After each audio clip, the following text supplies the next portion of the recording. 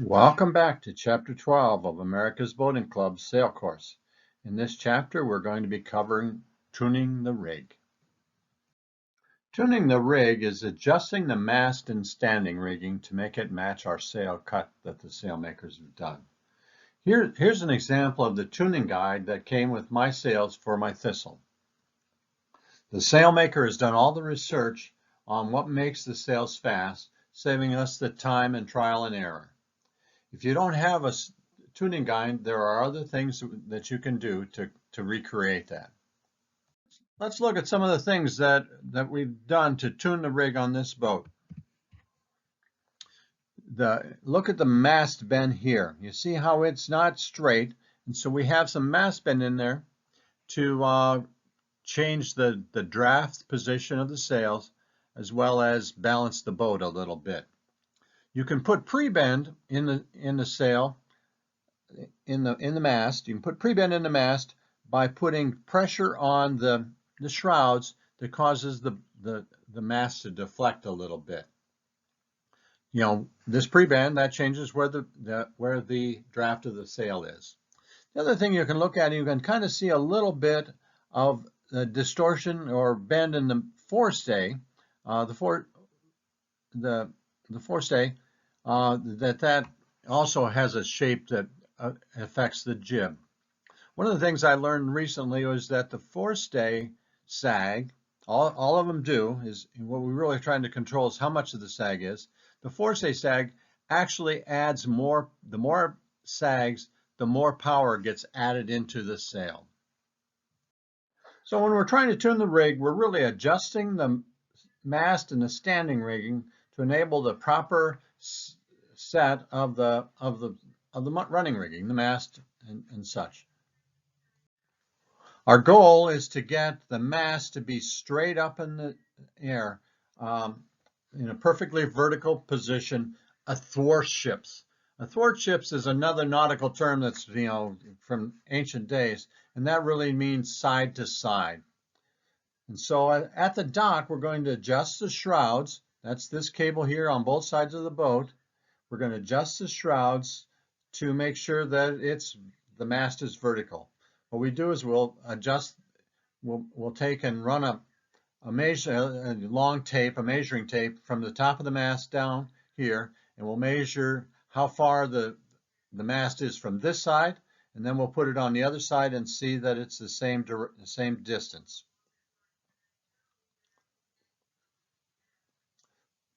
Then the other thing we can do, so that gets our mast straight up in the air.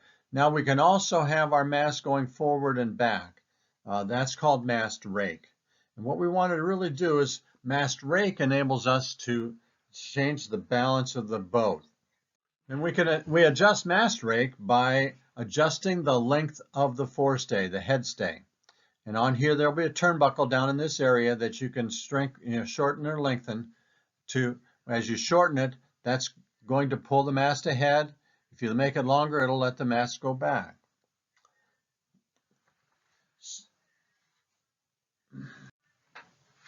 What we really want to do is we want to have the mast rake match the dimensions that the designer initially started out with. If we have a lot of weather helm, we can rake the mast or pull the mast forward, which will move our center of effort slightly ahead, which will then reduce our weather helm. If we've got lee helm, then we can tilt the mast back to reduce the lee helm and get it more balanced. If you don't have a tuning guide from your sailmaker, you can take the boat out and go sailing, and the shrouds should stay tensioned so that there's just a little bit of slop on the downwind side of the shroud, so that when you're going upwind with about a 5 to 10 degree heel, this lower shroud here should be just loose a little bit, and that's pretty close, a good rough measure. The key to everything within tuning the rig is you need to take the boat out and sail it and see how it goes. How much lee helm, weather helm, lee helm, or anything along those lines, and just see how it goes. When I was sailing with one of my friends he had just bought a boat, and we went out for the first time out, and we were sailing on Peoria Lake, and we went across the lake, and we were just having a terrible time tacking the boat. And in this case here, I said, well, there's something wrong. And I thought maybe it might have been just inexperience of the skipper. So I tried sailing it, and I couldn't get it to tack either. And so what we did was we went back and we did some research on the internet for that specific boat.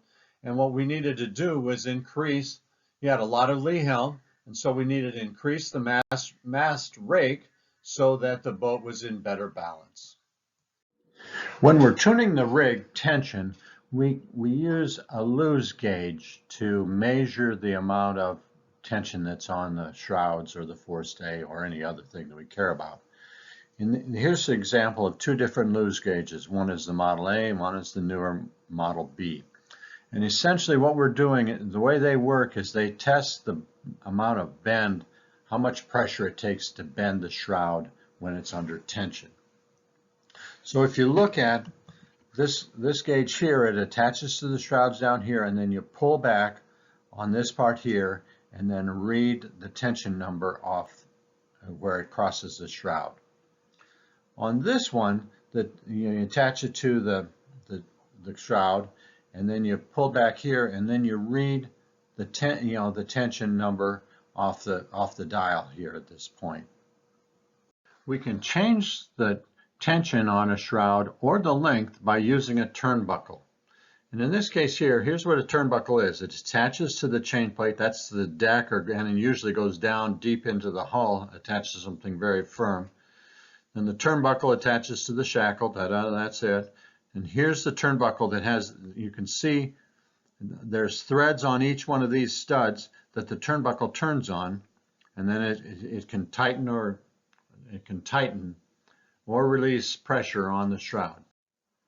To keep the turnbuckle for turning when we're underway, we push a cotter pin through the hole that's in each one of the studs to keep it from moving. Here's an example of a cotter pin that what it looks like.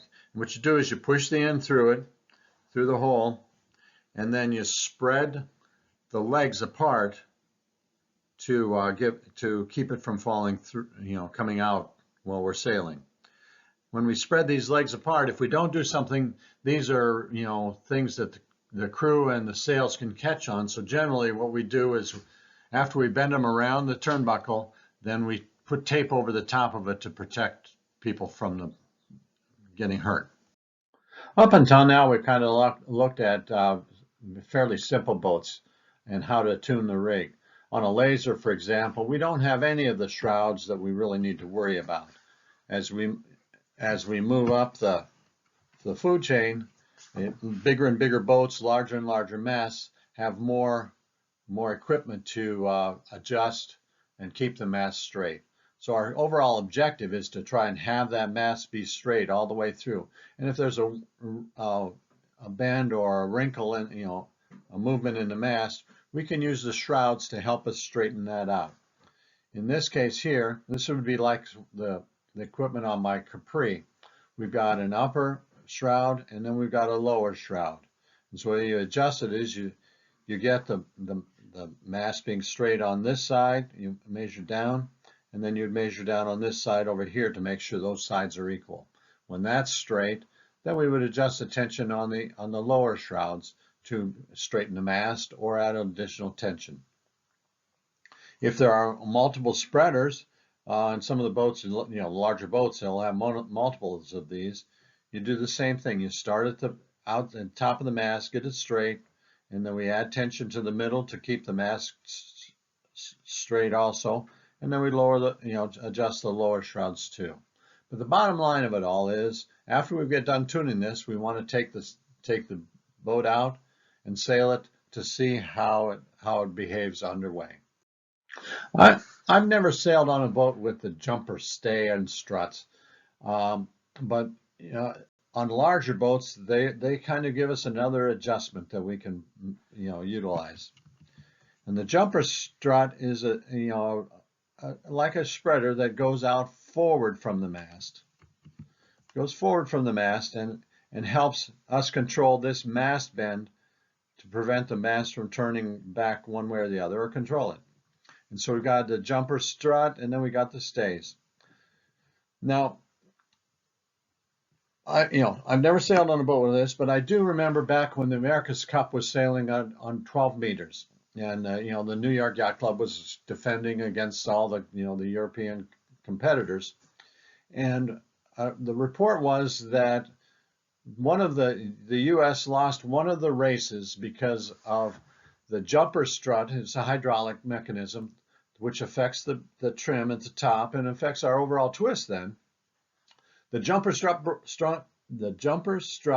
broke, and the sailors were not able to adjust this part of the mast, and that slowed the boat down enough for the competitors to win that specific race. Let's go over our vocabulary for this section. A cotter pin, that's a little pin that goes through the end of a toggle or another pin to keep it from becoming unattached. The jumper strut is the strut at the very top of the mast, which allows us to control the mast bend at the top part of the mast above the forestay. A toggle is just another shackle-like device that we can attach the turnbuckle to the chain plate. And the turnbuckle is a mechanism for making very fine tuning adjustments for both length and tension. This completes our section on tuning the rig. Our next section is going to be on steering and helmsmanship.